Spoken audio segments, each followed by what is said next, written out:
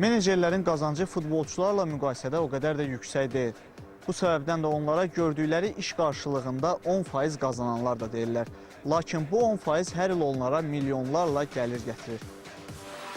Dünyanın ən tanınmış meneceri isə Jorge Mendes sayılır.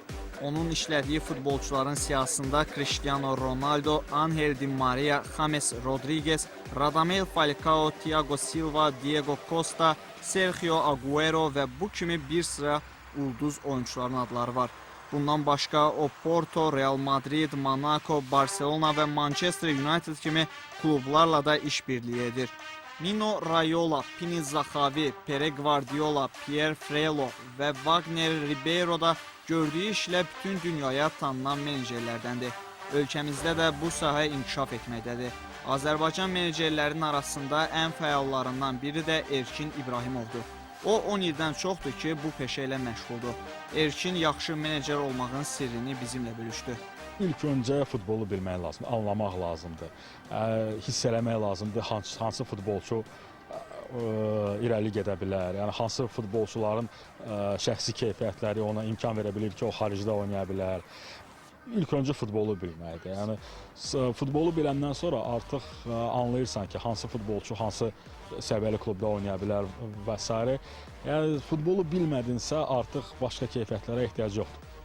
Erkin əsasən gənc və perspektiv vəd edən yerli futbolçularla çalışır. Onun fikrincə ölkəmizdə menecer olmaq daha çətindir. Braziliyalı menecer olmaq asandır. Çünki Braziliyalı futbolçunu hər bir klub rəsmisi öz klubunda görmək istəyər. Bu artıq bir brenddir. Ya da Gürcülər. Baxırsan, Gürcüstan yığmasında o qədər də əvvəlki kimi belə parlaq futbolçular azdır. Amma yenə də hərəsi xaricdə bir klubda oynayır. Nəyə görə artıq Arveladze, artıq Kaladze bu yolu açıb. İndi bizdə də şükürlər olsun ki, Kamran Ağayev hələ ki uğurlu çıxış eləyir Portuqaliyada. Yəni inan mənə Kamran Ağayev 3-4 də oyunda uğurlu çıxış eləsə, bu digər Portuqaliya klubları da artıq axtaracaqlar, maraqlanacaqlar Azərbaycan futbolçuları haqqında. Milli komandamızın və Inter klubunun əsas üzvlərindən olan Ruslan Abışov da menecerlərlə fəal işləyən futbolçulardandır. Maraqlısı odur ki, hazırda onun meneceri doğma qardaşıdır. Müasir futbolda menecerlərin rolu çox böyükdür futbolçunun yaxşı bir kluba transferində.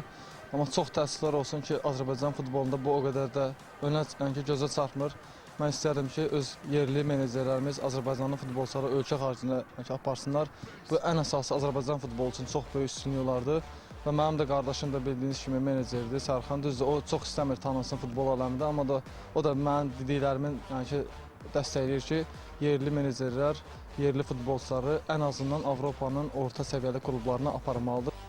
Bəli, həqiqətən də menecerlər elə bir bacarığa sahibdirlər ki, sıradan bir futbolçunu ulduz eləyə, heç kimə lazım olmayan oyuncuya komanda tapa bilə, o qədər də yüksək qiymətə malik olmayan bir futbolçunu dəyərli edə bilərlər. Ölkəmizdə bu sahənin inkişafı üçün isə futbolumuzun və ən əsası da futbolçularımızın irəliləməsi labüddür. Emin Ağa, Vüqar Yusifov, Lider TV.